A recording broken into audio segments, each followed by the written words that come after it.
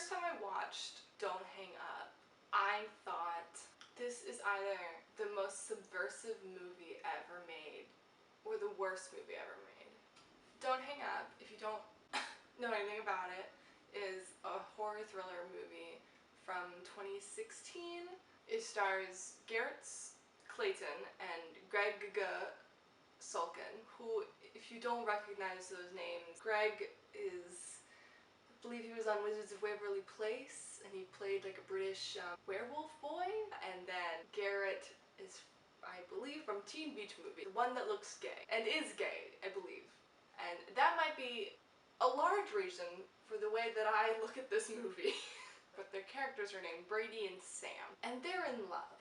The problem is that they're too harmed by heteronormativity that they can't accept it or even acknowledge it. They can only express their feelings through intricate rituals. One of them even suggests a threesome between the two of them and one of their girlfriends. So the plot of the movie is that Brady and Sam are part of, I think it's called Prank Monkey, this like YouTube group, and they call people and make them think that it's the police calling, or something terrible has happened, or I don't know, stupid prank calls. And so one person that they prank sets out for revenge, I suppose. So I've remembered who plays who, because Garrett, the one who looks scared, plays Brady, and Brady is just so bombastically masculine in a way that screams,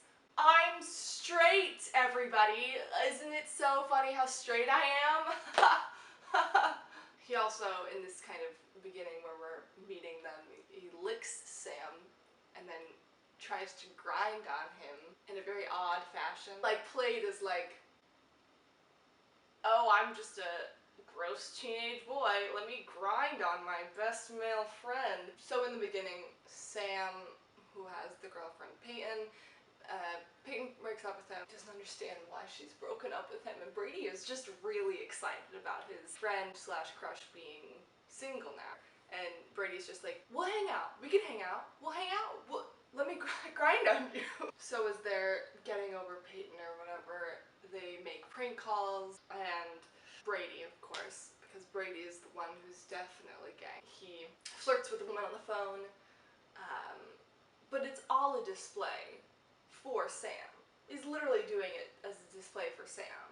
At one point, I think Sam is very sad about Peyton breaking up with him, and Brady is like, "Oh, just do what I do. Deny, deny, deny." He's literally denying his feelings for Sam. Just push him down, push him down. And I feel like no one is going to argue with me about this movie, because people who see this movie don't care about it because it's terrible. But I think people might look at a character like Brady and say, "Well, he's so masculine." But do you know how many gay men and queer people flock to like the military or other like masculine activities as a ploy to try and push off how they feel internally? And Brady literally reveals that he wants to join the Marines for no reason. He's not like, "I just love my country," or whatever. He just needs to get away from it all. Needs to get away from maybe homophobic parents, a love he can't deny for his best friend. I don't know. He obviously feels like he needs to prove how masculine and brave he is to his parents and to everybody else around him. He truly fears what they in society will think of him if they find out that he's gay. That is such a common feeling for people who are gay and closeted, to feel like, "Oh, I'm not good enough," or "I'm monstrous inside." I think the biggest wrench in this machine might be that Brady slept with Peyton, and that's why Peyton broke up with Sam. Apparently they slept together and had been sleeping together for a while. And sure, I understand, but misplaced jealousy can be a real bitch, you know? As a lesbian, there are plenty of men who I thought I was attracted to because when a woman expressed feelings for him, I thought, well, oh, I must be jealous because I liked him. But that's not it. So this bonding activity that they have together, this prank calling, is the only way that they're really allowed to spend time together. Sam especially wants this to be just their time together because he's gay, and this caller breaks that up. So this caller has broken up their game and called them and named them, said, "I know who you are," which has defeated their game of no homo. So society's homophobia calls out your name and says, "I'm going to take away your friends, I'm going to take away your family," which is what society says to gay people all the time. So this is what this caller represents. Society says that you can have love of the gay variety, or you can have friends and family, and that love. But you can't have a real life if you want to do this gay shit. So when this caller threatens their families and their friends, Brady is too scared to move because, well, he shouldn't be having to make this choice. The caller first, I believe, threatens Brady's family. His parents are tied up, he's going to kill them. Society wants him to choose, will you love Sam or will you love your parents? Only one of them can live. For Sam, his choice comes down to Peyton, this girl he cares for but doesn't truly love, and Brady, the most important person in his life. And he could save Peyton this pain by cutting Brady out of his life, denying that feeling. And so the way that this is set up is kind of, if you've seen the movie, it's presented one at a time, but we don't know the full extent of what's been offered to these different characters until a little bit later.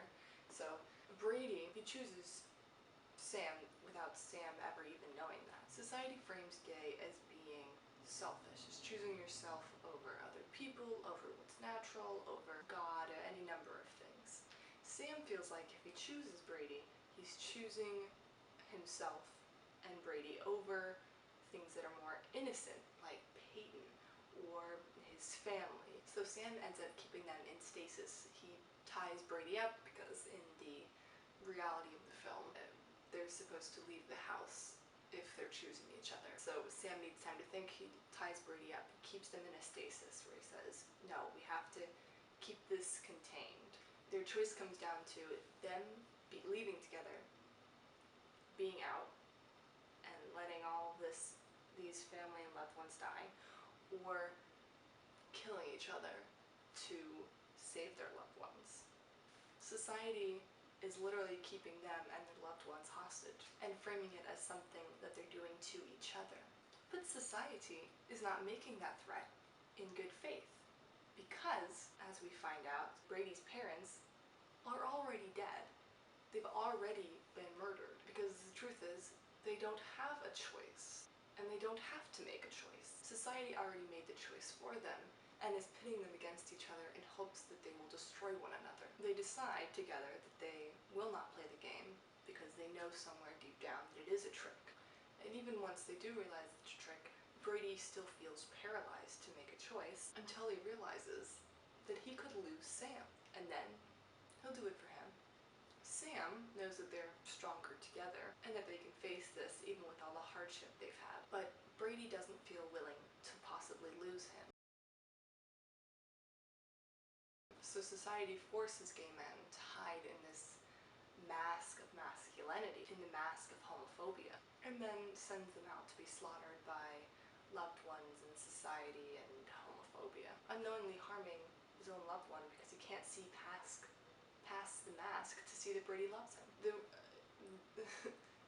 movie is complicated in its metaphor because the very beginning tag of the movie that I did not explain was that, so their stupid prank call led to a wife killing her child, then killing herself, and then this husband was like, well, I'm gonna kill Prank Monkey. So that's why he's doing all this, because society really believes that gays are killing the family. In this case, they literally did, but not on purpose, and that is the story of how Don't Hang Up is a metaphorical nightmare about how society really does a number on gay folks, and it doesn't make any sense. But gay people can have love. That's the moral of this story.